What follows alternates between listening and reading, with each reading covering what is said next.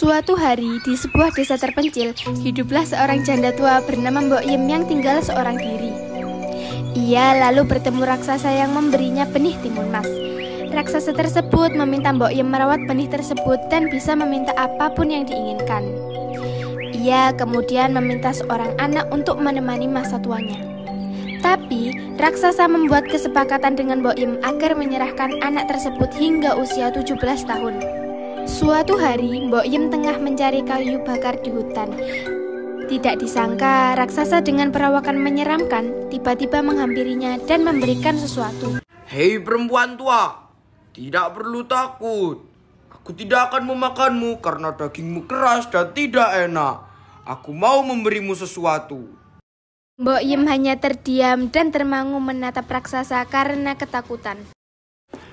Tanamlah biji ini dan rawat dengan baik, maka kau akan mendapatkan semua yang kau inginkan. Tapi ingat, kau jangan menikmati sendiri. Sebagai tanda terima kasih, berikan juga padaku. Ha ha ha ha ha. Mbok Yem kemudian kembali ke rumahnya dan menanam biji tersebut seperti perintah raksasa. Tiba-tiba biji tersebut tumbuh menjadi tanaman timun berwarna emas dan ukurannya besar. Suara bayi terdengar dari buah timun raksasa itu. Jadi ini maksud ucapan raksasa, bayi perempuan cantik yang muncul dari dalam timun. Mbok Yem memberinya nama timun mas dan menemui kembali raksasa. Aku sudah tanam biji yang kau berikan raksasa. Kamu sudah memperoleh apa yang kau inginkan selama ini. Sesuai janjimu, kau harus membaginya denganku. Bagaimana caranya aku membagi bayi perempuan itu? Tidak perlu bingung perempuan tua. Rawatlah bayi itu sampai usia 17 tahun. Lalu berikan padaku saat usia itu dan akan aku jadikan makanan. Hahaha. Mbok Yem merasa bingung karena anak tersebut sangatlah ia inginkan untuk menemaninya. Tapi agar menepati janji, mau tidak mau Mbok Yem menyetujuinya. Baiklah raksasa, aku akan merawatnya dan aku anggap anak sendiri sampai 17 tahun. 17 tahun berlalu, timun mas tumbuh menjadi anak gadis cantik dan menawan. Dan Mbok Yem resah dengan janjinya dengan raksasa. Suara apa itu? Timun mas, sembunyilah di kamar. Langkah suara kaki raksasa semakin mendekat. Hei perempuan tua, mana anak yang kau janjikan padaku itu? Ia sedang mandi di kali tuan raksasa, tubuhnya bau, pasti kau tidak suka memakannya. Baiklah kalau begitu, aku akan datang seminggu lagi. Pastikan ia sudah siap untuk kubawa ke hutan. Tentu tuan, aku tidak akan mengecewakanmu. Seminggu berlalu, dan Mbok Yem berusaha menyembunyikan timun mas. Sembunyilah di dalam tempayan air kosong ini di dapur. Jangan sampai raksasa melihatmu ya nak. Iya Mbok. Hei perempuan tua, aku datang ke sini untuk menagih janjimu seminggu yang lalu. Cepat serahkan anak perempuan itu. Maaf tuan raksasa, timun mas sedang menjual kayu di kampung. Jika kau datang lebih pagi, pasti bisa bertemu dengannya.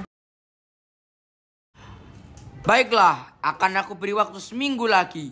Kalau tidak serahkan anak itu, akan aku hancurkan rumahmu. Setelah raksasa pergi, Mbok Yem mulai resah dan tidak rela kehilangan timun mas. Mbok, jangan sedih, biarkanlah aku menjadi santapan raksasa itu. Tidak nak, ibu tidak akan merelakanmu menjadi santapan raksasa jahat itu. Ibu akan melakukan apapun agar bisa menyelamatkanmu.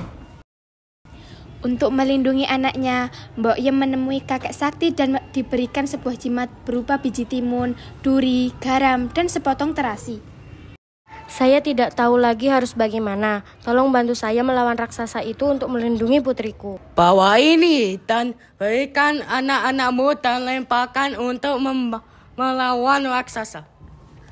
Baik, saya akan memberikan ini pada timun mas. Mbok Yem pulang dan sudah dihadang raksasa yang tengah emosi. Cepat serahkan anakmu itu, atau ku hancurkan rumah beserta dirimu juga.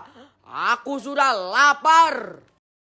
Maaf tuan raksasa, anakku sedang pergi ke hutan. Kembalilah ke tempat tinggalmu di hutan, timun mas sudah ada di sana. Timun mas lalu keluar rumah dari pintu belakang dan melakukan perintah ibunya untuk menyebarkan benih timun itu. Makan ini raksasa! Hei bocah, jangan lari.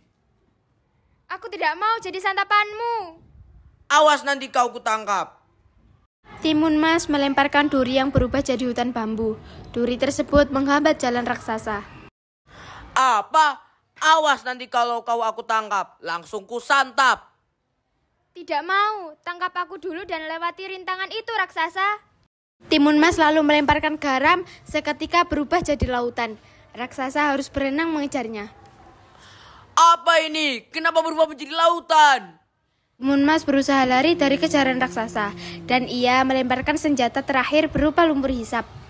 Aku sudah lelah, tapi kamu gak bisa lolos dari cengkeramanku, bocah. Seketika raksasa terhisap lumpur tersebut dan hilang tanpa jejak. Mbok, aku berhasil. Raksasa itu sudah hilang. Kita bisa hidup tenang berdua di sini, Mbok. Syukurlah kamu selamat, Nak. Terima kasih sudah kuat dan berjuang melawan raksasa itu. Mbok Yem dan Timun Mas akhirnya hidup berdua di hutan dengan bahagia. Lalu Timun Mas bertemu pria tampan yang meminangnya jadi istri. Ia pun mengajak Mbok Yem dan Timun Mas tinggal di rumah mewahnya. If you ever find yourself stuck in the middle of the sea, I sail the world to find you. If you ever find yourself lost in the dark, you can see. Gawe video gak enek suarane.